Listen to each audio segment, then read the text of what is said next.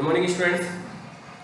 कल मैंने आपको जो है ग्राफ का टॉपिक सेंड किया था और ग्राफ से जो है ग्राफ मैंने बताया था उस टाइम पे भी पढ़ाया था कि क्यों इंपॉर्टेंट है कि ग्राफ एक तरह से अब जो पढ़ रहे हैं उसकी एक पिक्चर है, एक इमेज है, ठीक है ना। पूरे ट्रिग्नोमेट्री फंक्शंस की जो बेसिक रूल्स इनकी फोटो है, पिक्चर है, इसलिए उसको हमें समझना आपको जरूरी है। अब हम जो है एक नया पार्ट करने जा रहे हैं और वो है कि हमें कॉस या साइन या टेन कॉट किसी भी फंक्शन की कोई अगर वैल्यू गिवन है तो उससे बाकी फंक्शंस की वैल्यू हमें फाइंड करना आना चाहिए, ठीक है। आपने 10th क्लास में थोड़ा बहुत इसको सीखा है, लेकिन 10th क्लास में हमने सीधे सीधे अप्लाई कर दिया था कि वो आपका परपेंडिकुलर अपॉन हाइपोटेनस है, बेस अपॉन हाइपोटेनस, अगर कॉस है तो बेस अपॉन हाइपोटेनस समझ के उसको और परपेंडिकुलर फाइंड किया क्या बोले उससे, पाइथागोरस थ्योरम से, और उसके बाद हमने बाकी फंक्शंस की वैल्यू निकाल दी। लेकिन वो फर्स्ट क्वाड्रेंट के लिए ही एप्लीकेबल है। अब अगर हमारे पास सेकंड, थर्ड, फोर्थ क्वाड्रेंट भी हमने पढ़ रहे हैं तो वहां पे हमें कौन सा प्रोसेस अप्लाई करना होगा वो देखो। तो मैंने यहाँ पे लिया cos x equal to cos x equal to आपके पास है -1/2, ठीक है। cos x इक्वल टू -1/2 गिवन है और x लाइज इन, यानी कि जो इसका एंगल है वो कौन से क्वाड्रेंट में लाई कर रहा है, थर्ड क्वाड्रेंट में, ठीक है। थर्ड क्वाड्रेंट में cos लाई कर रहा है या थर्ड क्वाड्रेंट में अगर वो एग्जिस्ट कर रहा है तो बाकी के जो फंक्शन है उनकी वैल्यू हमारे को फाइंड करनी है। और अब देखो कि थर्ड क्वाड्रेंट में cos नेगेटिव होता है, थर्ड क्वाड्रेंट में cos नेगेटिव होता है, तो यहाँ पे ऑलरेडी cos नेगेटिव गिवन है, क्लियर। बाकी के फंक्शन फाइंड करने के लिए आपको जो तीन हमारे फॉर्मूले हैं जो 10th क्लास में आपने पढ़े हैं, 10th क्लास में आपने पढ़े हैं, sin square x plus cos square x equal to 1, sec square x minus tan square x equal to 1 and cosec square x minus cot square x equal to 1। ये तीन फॉर्मूले आपने 10th क्लास में पढ़े और आपको अच्छे से याद भी होने चाहिए, ठीक है। इन तीनों की हेल्प से हम यहाँ बाकी के फंक्शंस की वैल्यू फाइंड आउट करेंगे, ठीक है। तो देखो cos किसमें आ रहा है, इसमें आ रहा है आपका, यहाँ पे cos आ रहा है, ठीक है। तो पहले तो cos का रेसिप्रोकल क्या होता है, cos का रेसिप्रोकल होता है sec। तो sec तो हम यहाँ से इसका सीधे सीधे रेसिप्रोकल करके फाइंड आउट कर लो। तो sec x क्या हो जाएगा, -2 हो जाएगा, -1/2 का रेसिप्रोकल क्या होगा, -2, ठीक है। तो sec x तो यहाँ से आ गया। अब मैं फर्स्ट वाली आइडेंटिटी अप्लाई कर रहा हूँ, sin square x, since sin square x equals to 1 minus cos square x और 1 माइनस cos x की वैल्यू पुट की मैंने -1/2 का स्क्वायर। तो देखो ये कितना है, 1 माइनस 1/4 और दिस इज 3/4, क्लियर है। ये किसकी वैल्यू है आपके पास, sin स्क्वायर x की। तो sin x की वैल्यू क्या होगी,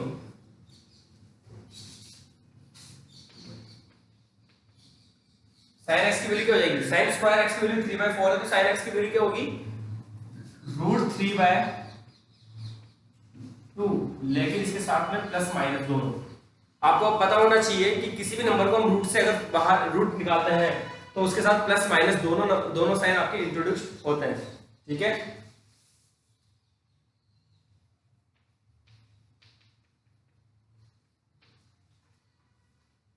तो इस तरह से प्लस माइनस जब आप किसी भी नंबर का रूट निकालते हो तो उसके साथ प्लस माइनस दोनों नंबर इंट्रोड्यूस होते हैं, क्योंकि आपको पता होना चाहिए, तो 10th क्लास में आपने कई बार सीखा है कि -2 का स्क्वायर भी कितना होता है, 4, और 2 का स्क्वायर भी 4।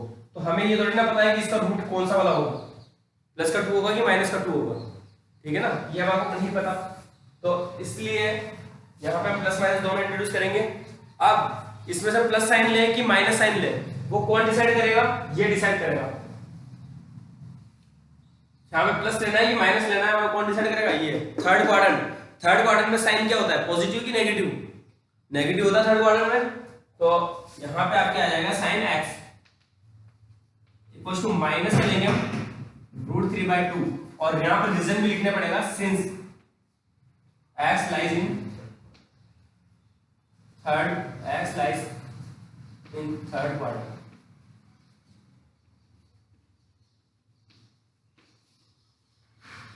ठीक है। सिंस आप लिखोगे x lies in third quadrant. इस वजह से इसको मैंने माइनस कर लिया। अब यहां से आगे कोसेक एक्स, अब यहां निकाल लेंगे कोसेक एक्स, क्योंकि साइन एक्स का रेसिप्रोकल कोसेक एक्स, तो कोसेक एक्स आपका सीधे सीधे हो जाएगा -2/√3। फिर से अब बचा आपके दो, tan x और cot x। तो tan x और cot x कैसे फाइंड करेंगे हम? वापस से हम वही 3 आइडेंटिटीज पे आते हैं। तो 3 आइडेंटिटीज में से 2 आइडेंटिटी ऐसी है जिनमें एक में tan x आता है, एक में cot x आता है, दोनों में से कोई सी भी अप्लाई कर दो, कोई दिक्कत नहीं है, ठीक है ना। तो मैंने tan x वाली अप्लाई कर रहा हूं, since sec square x minus tan square x equals to 1, then sec, तो आपका यहां से हो जाएगा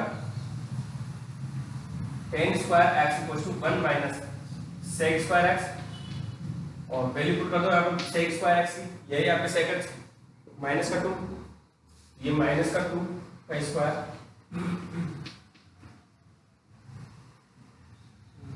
सॉरी ये रॉन्ग हो गया आपका, यहाँ पे आएगा आपका sec square x -1 होगा, ठीक है। ये माइनस का 2 का स्क्वायर -1, 4 - 1 दैट इज आपका ये है 3। तो ये tan स्क्वायर x आया आपके पास 3, तो tan x क्या हो जाएगा बेटा, क्या हो जाएगा tan x, तो रूट प्लस माइनस √3। एक बार आपको प्लस माइनस लिख के दिखाना है, ठीक है। उसके बाद हम लेंगे प्लस या माइनस, तो क्या लें यहाँ पे, कौन डिसाइड करेगा, थर्ड क्वाड्रेंट डिसाइड करेगा कि प्लस लेना है कि माइनस लेना है। थर्ड क्वाड्रेंट में tan कौन होता है, tan क्या होता है, पॉजिटिव या नेगेटिव, पॉजिटिव होता है। तो यहां लिखोगे आप tan x इक्वल टू √3, और क्यों, वो रीजन वापस ये लिखोगे आप, ये लाइन वापस लिखोगे यहाँ पे, since x lies in third quadrant, clear है। और इसी के साथ साथ आपका आ जाएगा cot x 1/√3 का रेसिप्रोकल 1/√3, क्लियर है बेटा। तो ये एक पार्ट आपने आज सीखा है, और डेफिनेटली इसका एक क्वेश्चन जो है मैं आपको एग्जाम में दूंगा कि इस तरह से आपको एक केवल एक वैल्यू गिवन होगी, फाइंड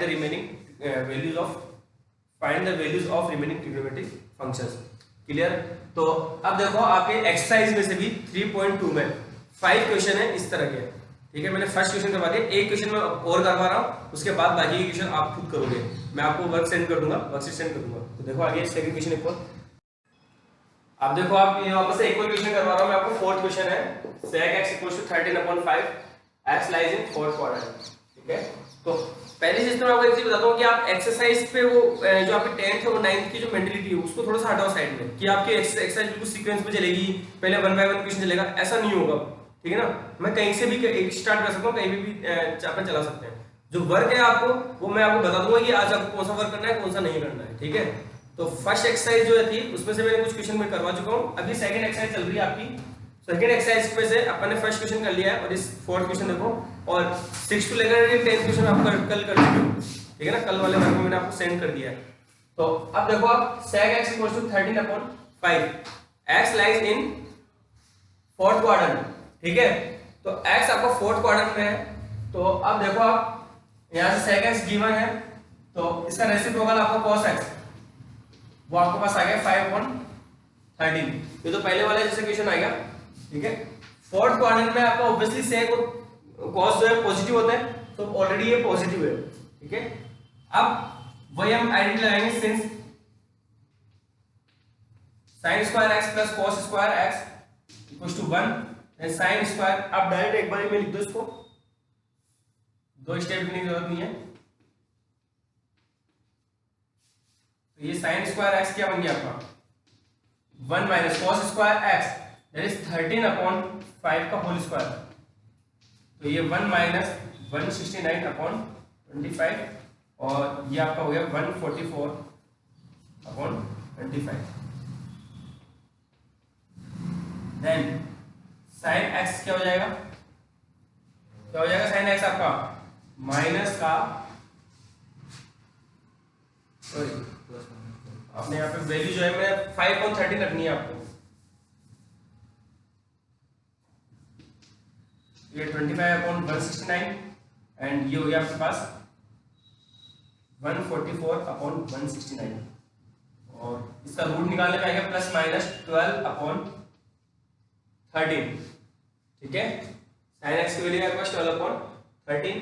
देखो कैसे पता लगे कि मिस्टेक हुई है, क्योंकि आपका डिनोमिनेटर जो है वो साइन और कॉस में डिनोमिनेटर कहीं बड़ा नहीं आ सकता। डिनोमिनेटर हमेशा छोटा है, सॉरी डिनोमिनेटर हमेशा बड़ा रहेगा, न्यूमरेटर हमेशा छोटा रहेगा। ठीक है, क्योंकि साइन और कॉस की वैल्यू -1 से 1 तक ही होती है, इससे बड़ी नहीं होती है। अगर डिनोमिनेटर छोटा रहेगा तो वैल्यू 1 से ज्यादा आएगी, जो कि पॉसिबल नहीं है। डिनोमिनेटर हमेशा बड़ा होगा। क्लियर? तो कौन सा लेंगे यहाँ से हम वैल्यू, क्योंकि कौन से क्वाड्रेंट में, फोर्थ क्वाड्रेंट में साइन नेगेटिव होता है, तो -12/13। क्यों? Since x lies in fourth quadrant,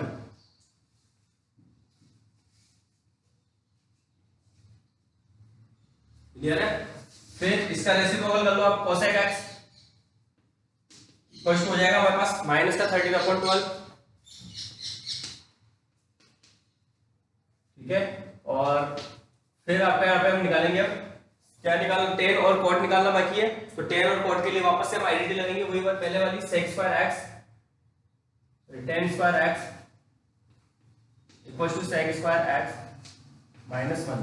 value put कर दो, sec2x, sec की वैल्यू क्या थी 13/5 का होल स्क्वायर -1, और ये हुआ आपके पास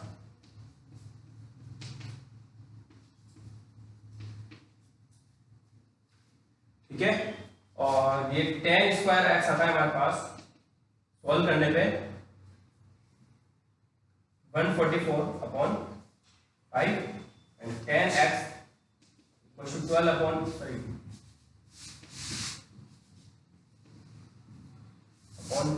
प्लस माइनस।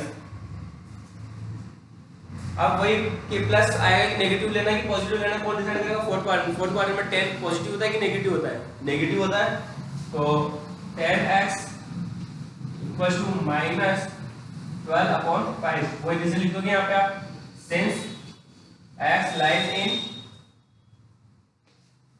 Fourth quadrant. ठीक है, और यहां से cot x इक्वल टू क्या आ जाएगा, -5/12। क्लियर है? तो इस तरह से जो है आपका, मैंने ये वाली क्वेश्चन 2 क्वेश्चन करवा दिए, बाकी 3 क्वेश्चन आपको मैं एक्सरसाइज सेंड कर रहा हूँ, आप खुद करोगे। ठीक है, तो अब आगे देखो, एक और इसका जो पार्ट है, इसी से रिलेटेड एक पार्ट है, वो आपको मैं करवा रहा हूँ। देखो आगे, अब ये क्वेश्चन मैंने यहाँ पे लिख दिए बोर्ड पे ही। ठीक है, ये आपका सेकंड, थर्ड और फिफ्थ क्वेश्चन जो एक्सरसाइज में से है। एक्सरसाइज में से अपन ने फर्स्ट, फोर्थ मैंने अभी करवा दिया है, 6 से लेकर 10 मैंने पहले परसों वाली एक्सरसाइज में मैंने आपको सेंड कर दिया था। थर्ड, सेकंड, थर्ड और फिफ्थ, ये क्वेश्चन आपको खुद को होमवर्क में करना है। ठीक है ना, इन क्वेश्चन को आप होमवर्क में खुद करोगे, नहीं आए तो फिर मुझसे पूछना। तो ये आपका होमवर्क है। ठीक है, और उसके बाद हम एक और प्रोसेस इसमें बचा हुआ है, इसी से रिलेटेड एक पार्ट और बचा हुआ है, जो कि मैं आपको कल बताऊंगा।